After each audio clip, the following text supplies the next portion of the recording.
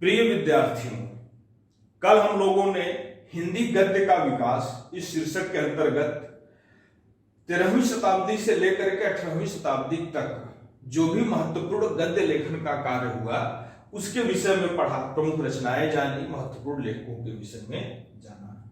जैसा कि मैंने कल आप लोगों से कहा था कि आज हम लोग फोर्ट विलियम कॉलेज के विषय में पढ़ेंगे, तो फोर्ट विलियम कॉलेज के विषय में कुछ बातें हम लोग पहले समझ लेते हैं। पहली चीज ये कि फोर्ट विलियम कॉलेज की स्थापना हुई 10 जुलाई सन 1800 को। प्रायः ये प्रश्न पूछा जाता है आप लोगों को, इसलिए दिमाग में रखना जरूरी है कि फोर्ट विलियम कॉलेज की स्थापना कब हुई। तो कब हुई? सन 1800 में। तारीख थी 10 जुलाई। 10 जुलाई तारीख का अक्सर नहीं पूछता लेकिन वर्ष पूछा जाता है। फोर्ट विलियम कॉलेज कहाँ स्थापित हुआ था या कहाँ है, अगर ये प्रश्न पूछता है तो उत्तर क्या होगा? कोलकाता। पुराना नाम कलकत्ता था, अब कोलकाता हो गया है। और आगे कि उस समय गवर्नर जनरल कौन थे? तो कौन थे? लॉर्ड वेलेस्ली थे। इस विद्यालय के स्थापना का उद्देश्य समझ लेते हैं बेटा। सन 1775 में अंग्रेजों ने प्लासी का युद्ध जीता। वे अंग्रेज जो भारत व्यापार करने आए थे, अब धीरे धीरे वे व्यापार के लिए शासन सत्ता का उपयोग करने का विचार करने लगे और परिणाम स्वरूप क्या हुआ? उन्होंने जो छोटी छोटी भारतीय रियासतें थीं उनको जीतना आरंभ किया। शुरुआत बंगाल से की, बंगाल के नवाब को पराजित किया और इसी क्रम में वो आगे बढ़ते रहे। लेकिन इसमें जो सबसे निर्णायक युद्ध था वो हुआ सन 1799 में, जिसको हम लोग मैसूर का अंतिम युद्ध कहते हैं, जिसमें टीपू सुल्तान की सेना हारी और उस समय बेटा जो ईस्ट इंडिया कंपनी की सेना थी वो जीती। अब ये प्रश्न उठेगा आप लोगों के मन में कि ऐसा मैसूर में क्या खास था कि मैसूर को जीत लिया तो क्या पूरी भारत विजय हो गई? तो उस समय सिर्फ अंग्रेज ही भारत नहीं आए थे उपनिवेश बनाने, बल्कि डच, फ्रांसीसी, जर्मन तमाम देशों के लोग आए थे, पुर्तगाली भी आए थे। तो इनमें भी एक संघर्ष चल रहा था भारत के लिए, और जो सबसे लंबा संघर्ष चला वो फ्रांसीसियों और अंग्रेजों के बीच में चला। और इस युद्ध में टीपू सुल्तान के साथ फ्रांस के लोग थे, फ्रांसीसी सेना थी, और टीपू सुल्तान अपनी सत्ता को बचाने के लिए विदेशी सत्ता की मदद ले रहे थे, और जो फ्रांसीसी थे वो भारतीय उपनिवेश में अपनी पकड़ बनाए रखने की, क्योंकि उनके पास ये अंतिम सहारा था कि किसी अंग्रेजों से सीधे तो नहीं जीत सकते, किसी भारतीय राजा की मदद लेकर के देखते हैं, शायद इस प्रकार से सफलता मिले। तो ये युद्ध हुआ और इस युद्ध में ईस्ट इंडिया कंपनी विजयी रही, और इससे इतना मनोबल उनका बढ़ा कि उन्होंने भारत में अपनी पूरी सत्ता का जो एक श्रृंखला होती है, क्रम होता है, उसको बनाने का निश्चय किया कि वो भारत में विधिवत शासन करेंगे। इसलिए उन्होंने क्या किया? एक ऐसे कॉलेज की स्थापना की जहां पर ब्रिटेन के लोग आकर के भारत के भाषा के विषय में, यहाँ के दर्शन के विषय में, यहाँ की संस्कृति के विषय में समझ सकें, जिससे कि भारतीयों से संवाद स्थापित करने में उन्हें आसानी हो। इसलिए बेटा इस कॉलेज की स्थापना की गई। अब इस उद्देश्य के लिए पूरे भारतवर्ष में जो सबसे बड़े क्षेत्र में बोली जाने वाली भाषा हिंदी है, उसको उस समय लोगों ने हिंदुस्तानी भाषा नाम दिया, और उसके विभागाध्यक्ष थे जॉन बी गिलक्राइस्ट। ठीक है, इन महोदय ने कुछ हिंदी के अध्यापकों की नियुक्ति कराई और उनसे क्या किया? हिंदी में पुस्तकें लिखवाई, विशेष करके खड़ी बोली में। तो यहाँ पर दो विद्वान बड़े महत्वपूर्ण हैं। पहले हैं लल्लूलाल जी, जिनकी महत्वपूर्ण रचना है प्रेम सागर, और दूसरे हैं पंडित सदल मिश्र, जिन्होंने नाचिकेतोपाख्यान लिखा। फोर्ट विलियम कॉलेज में जो गतिविधियां चल रही थी खड़ी बोली में गद्य लिखने की, वो स्वतंत्र रूप से भी कुछ लोगों ने किया, जैसे सदा सुखलाल जी द्वारा सुख सागर लिखा गया और इंशा अल्लाह खां द्वारा रानी केतकी की कहानी। और महत्वपूर्ण जो चीज है कि ये चारों रचनाएं जो हिंदी साहित्य में बड़ा महत्व रखती हैं, एक ही वर्ष में प्रकाशित हुई, सन 1803 ईस्वी में। इसी के साथ भारतीय क्षेत्र में बंगाल से शुरुआत हुई बेटा। बंगाल गजट हिंदी का, बंगाल गजट किसी भी भारतीय भाषा में प्रकाशित होने वाला पहला भारतीय अखबार था, दैनिक समाचार पत्र था।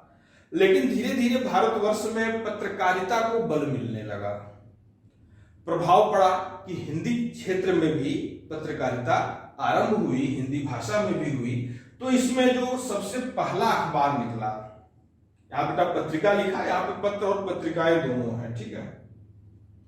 उसका नाम था उदंत मार्तंड और इसके संपादक थे पंडित जुगल किशोर शुक्ल जी। और बेटा इसका प्रकाशन शुरू हुआ सन 1826 में, लेकिन ये निकलता बंगाल से था। यानी ये पहला ऐसा अखबार जो हिंदी में निकला वो हिंदी भाषी क्षेत्र से न निकल के कहां से निकला, बंगाल से।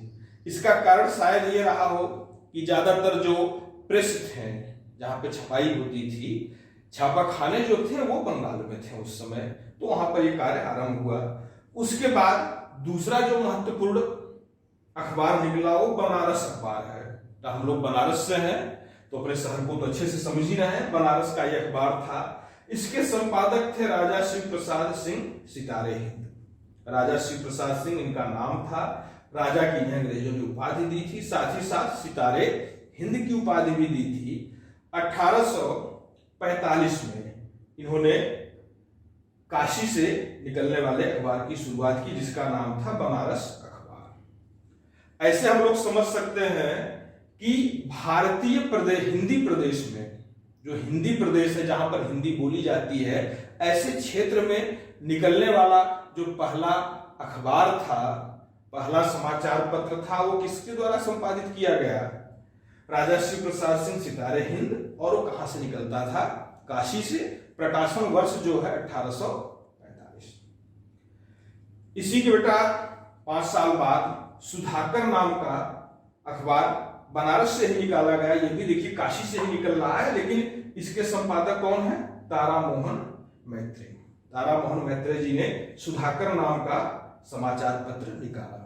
यहां बेटा एक चीज स्पष्ट कर दें कि सुधाकर नाम से मराठी भाषा में भी एक समाचार पत्र निकला जो बड़ा लोकप्रिय था। आजादी की लड़ाई में भी उसका बड़ा योगदान था और उसके संपादक थे गोपाल गणेश आगरकर साहब। तो ये सुधाकर और वो सुधाकर अलग है। अगर कभी आपको मिलता है कि सुधाकर के संपादक गोपाल गणेश आगरकर थे, तो आप लोग ऐसा मत समझिएगा कि यहाँ गलत बताया गया है, ये अलग है वो अलग है।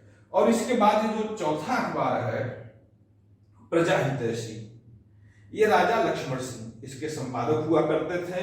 ये 1860 में प्रकाशित हुआ और ये आगरा से निकलता था। यहां पर जो चीज बेटा और आपको समझाना चाहेंगे, यहां 2 नाम बड़े महत्वपूर्ण हैं। दोनों को अंग्रेजों ने राजा की उपाधि दी थी। तो ऐसे लोग जो भारत में सुधार का काम कर रहे थे, जन जागरण का काम कर रहे थे, या परोक्ष रूप से जो यूरोपीय संस्कृति थी, अंग्रेजों की जो संस्कृति थी, उसका भारतीयों में प्रचार कर रहे थे, उनको उन्होंने राजा की उपाधि दी। राजा राम मोहन राय से तो आप लोग अच्छे से परिचित हैं, इन्हें भी राजा की उपाधि अंग्रेजों ने दी थी। इसके अलावा अंग्रेजों ने 2 और राजा यहां पर साहित्य में बनाए।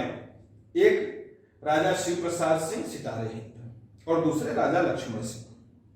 राजा शिव प्रसाद सिंह सितारे हिंद और राजा लक्ष्मण सिंह, इन दोनों लोगों के बीच में एक मतभेद था कि हिंदी का स्वरूप क्या होना चाहिए। सितारे हिंद ये मानते थे कि हिंदी में अरबी फारसी, इसको बेटा हम लोग आसान भाषा में उर्दू कह लेते हैं, कि उर्दू के शब्दों का प्रयोग होना चाहिए। जबकि राजा लक्ष्मण सिंह ये कहते थे कि हिंदी में केवल और केवल संस्कृत शब्दों का ही प्रयोग होना चाहिए। इस प्रकार से अंग्रेजों ने भारत में जो एक वैमनस्य का प्रचार हो सकता था हिंदू और मुसलमानों में भाषा के स्तर पर, उसका भी अवसर छोड़ा नहीं। भारतीयों को भारतीय एकजुट न हो सके, इसलिए उन्होंने क्या किया, इस प्रकार से भाषा का एक विवाद हम लोगों के बीच में डाला, जिसका आगे ले जाने का काम, जिसको वहन करने का काम इन दोनों महापुरुषों ने किया। एक राजा शिव प्रसाद सिंह सितारे हिंद है और दूसरे राजा लक्ष्मण सिंह है। इन दोनों लोगों ने इस विवाद को और बल दिया ताकि भारतीय लोगों में वैमनस्य फैले। इसका बेटा निराकरण आगे चल के भारतेंदु जी के कालक्रम में काफी हुआ और आगे बढ़ने के बाद जैसे ही महावीर प्रसाद द्विवेदी जी आते हैं, उन्होंने बेटा इस समस्या का पूरी तरह से समाधान कर दिया कि हिंदी क्या है, उर्दू की तरफ जाएगी कि संस्कृत की तरफ जाएगी, या जो हम बोलेंगे वो हिंदी है। धन्यवाद।